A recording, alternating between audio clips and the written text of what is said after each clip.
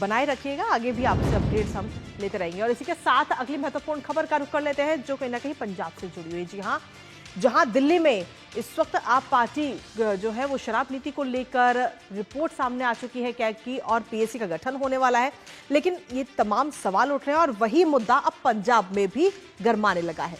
जी हां, पंजाब में आम आदमी पार्टी की सरकार ने नई आबकारी नीति को मंजूरी दे दी है, जिनमें कई प्रावधान हैं। जैसे ई टेंडर से अब नई दुकानें दी जाएंगी, शराब की कीमतों में इजाफा हो सकता है, देसी शराब कोटे में भी 3% की वृद्धि हो सकती है, और भी कई सारे प्रावधान हैं। पंजाब में नई आबकारी नीति को लेकर भारतीय जनता पार्टी, कांग्रेस और शिरोमणि अकाली दल ने तमाम सवाल उठाए। करेंगे इस पर चर्चा, लेकिन उससे पहले एक नजर ग्राफिक्स पर। तो पंजाब की नई शराब नीति पर घमासान इस वक्त मचा हुआ है, जहां दिल्ली में पहले से ही आम आदमी पार्टी इस शराब नीति को लेकर घिरी हुई है, लेकिन अब वही पंजाब से भी इसी तरह की खबरें सामने आ रही हैं। और ये मुद्दा अब दिल्ली के बाद पंजाब में भी गरमाया हुआ है, जहां विपक्ष की तरफ से कैग से पंजाब की आबकारी रिपोर्ट की मांग की गई है। पंजाब सरकार ने नई शराब नीति को मंजूरी दी है, लेकिन इसके बाद ही कहीं ना कहीं विपक्ष तमाम सवाल इस वक्त खड़े कर रहा है।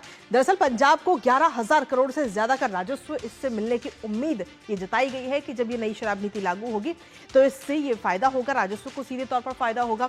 आगामी वित्त वर्ष 2025-26 से ये नई पॉलिसी लागू होगी। लेकिन वहीं दूसरी तरफ भारतीय जनता पार्टी, कांग्रेस और शिरोमणि अकाली दल ने तमाम सवाल उठाए, और ये वो प्रमुख पार्टियां हैं पंजाब की जो सबसे ज्यादा नजर आती हैं। और कैग से पंजाब की आबकारी नीति के ऑडिट की मांग इस वक्त विपक्षी पार्टियों की तरफ से की गई है। कुल मिलाकर देखिए तो कई सारी चीजें नजर आती हैं, क्योंकि दिल्ली में पहले से ही आम आदमी पार्टी घिरी हुई है इस शराब नीति को लेकर, और अब यही शराब नीति कहीं ना कहीं पंजाब के अंदर भी नजर आ रही है, जिसको लेकर विपक्ष इस वक्त आग बबूला है, और ये मुद्दा सबसे ज्यादा गरमाया हुआ है। हालांकि इस मुद्दे को लेकर अगर हम देखें तो मनीष सिसोदिया और अरविंद केजरीवाल जेल की हवा भी खा चुके हैं, लेकिन उसके बाद अब पंजाब में भी यही नीति लाई जा रही है। क्या कुछ बदलेगा इससे, एक बार उन ग्राफिक्स पर भी नजर डाल लेते हैं कि आखिर इस नई शराब नीति से क्या कुछ होंगे बदलाव। दरअसल नई पॉलिसी के बाद में शराब की जो कीमतें हैं उनमें इजाफा हो सकता है, ये जानकारी इस वक्त मिल रही है। जो रेट है शराब के वो बढ़ सकते हैं। इसके साथ ही ई टेंडर से ये नई दुकानें दी जाएंगी। जो भी व्यक्ति दुकान लेना चाहेगा वो ई टेंडर के जरिए ही उसको ये दुकानें मिलेंगी। इसके अलावा 874 करोड़ रुपए ज्यादा राजस्व जुटाने का सीधे तौर पर लक्ष्य इस नई पॉलिसी के जरिए, इस नई नीति के जरिए रखा गया है। अगले वित्त वर्ष की अगर हम बात करें तो 11,020 करोड़ जुटाने का ये टारगेट है, ये उम्मीद है इस वक्त आम आदमी पार्टी की पंजाब के अंदर। राज्य में शराब की कुल दुकानों की संख्या अगर हम देखें तो 6,374 ये कुल दुकानों की संख्या है अभी के लिहाज से। लेकिन देसी शराब का कोटा भी 3% जो है वो बढ़ा दिया गया है। जो देसी शराब का कोटा होता है उसे भी बढ़ावा दिया गया है। नए आबकारी अगर हम देखें तो नए आबकारी पुलिस थाने भी स्थापित यहाँ पर किए जाएंगे, तो सीधे तौर पर कई सारे बदलाव भी हैं। इसके साथ ही नया बॉटलिंग संयंत्र लगाने को भी मंजूरी ये दी गई है। और इसके साथ ही अगर हम देखें तो इस पूरे मामले को लेकर के, ये पूरा मामला इस वक्त पंजाब के अंदर खासतौर पर गरमाया हुआ है, जिसको लेकर विपक्ष की तरफ से अलग अलग प्रतिक्रिया भी सामने आ रही है। अब ऐसे में सुनील जाखड़ जो कि प्रदेश अध्यक्ष भारतीय जनता पार्टी के, उनकी तरफ से क्या कुछ कहना है, क्योंकि वो कह रहे हैं कि मनीष सिसोदिया ने पंजाब की ये शराब पॉलिसी बनाई, और क्या कुछ कहा है एक बार सुन लेते हैं। उस दिल्ली पॉलिसी की तर्ज के ऊपर ही पंजाब की लीकर पॉलिसी उन्होंने बनाई है, और वही पॉलिसी आज पंजाब के मुख्यमंत्री भगवंत मान जी के निवास स्थान पे हो रही कैबिनेट मीटिंग के अंदर अप्रूव भी की जाएगी। तो जहां मैं भगवंत मान जी के अच्छे स्वास्थ्य की कामना करता हूं, वहीं पे मुझे चिंता हमारे पंजाब के एक्साइज मिनिस्टर हरपाल चीमा जी की भी है। मैं नहीं चाहता, और मैं इस बात का मुझे यकीन भी है कि हरपाल चीमा जी भी नहीं चाहेंगे कि उनका हशर भी वही हो जो मनीष सिसोदिया जी का दिल्ली में हुआ। उस सारी घटनाक्रम के अंदर मुझे आशा की किरण एक दिखाई दे रही है कि जिस तरह इस दिल्ली की लीकर पॉलिसी ने दिल्ली के लोगों के सामने अपने आप को कट्टर ईमानदारी का दावा करने वाली कट्टर बेईमान और पखंड पे आधारित जो पार्टी थी, उसका असल चेहरा दिल्ली के लोगों के सामने पेश किया, और उसका जो हशर हुआ है दिल्ली के अंदर, मुझे लगता है पंजाब के लोग भी पंजाब के अंदर आम आदमी पार्टी का हशर वही कर रहे हैं। तो सुनील जाखड़ को आपने सुना, जिन्होंने सीधे तौर पर कई सारे सवाल खड़े किए, और उन्होंने सीधे तौर पर कहा कि मनीष सिसोदिया ने ही ये पॉलिसी बनाई है।